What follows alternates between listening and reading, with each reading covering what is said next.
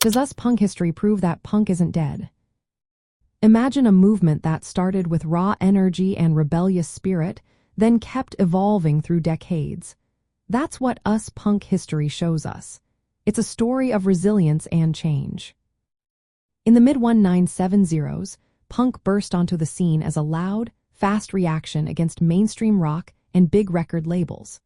Bands like the New York Dolls brought a gritty sound and a provocative look, challenging norms with their androgynous styles.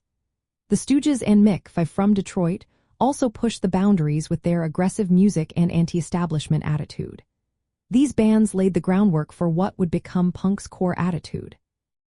By the late 1970s and early 1980s, a new wave called hardcore punk took over in places like Southern California, Washington, D.C., and New York City. Bands such as Black Flag, Dead Kennedys, Minor Threat, and Bad Brains made punk faster and more intense. Their lyrics often criticized commercialism and middle-class values. The scene was built on a do-it-yourself ethic, with bands producing their own records, organizing shows, and creating tight-knit communities. This kept punk alive outside of mainstream music. Us punk also shows its deep roots through bands like Death from Detroit. They formed in the early 1970s and only gained recognition decades later. Their story proves punk's influence runs far and wide. The Beastie Boys started as a hardcore punk, but before shifting into other genres, showing punk's flexibility and ongoing impact. Throughout the 1980s and beyond, punk split into many styles like pop punk, post-punk, and alternative rock.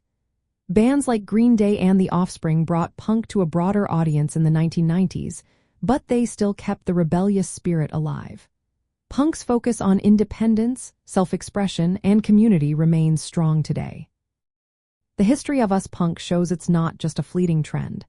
It's a movement that keeps renewing itself with new bands, scenes, and ideas. Its DIY ethic encourages new generations to create and resist conformity. Punk is alive because it adapts, evolves, and continues to inspire. Its roots in early scenes and its ongoing evolution prove that punk isn't dead. It's just changing from and staying relevant.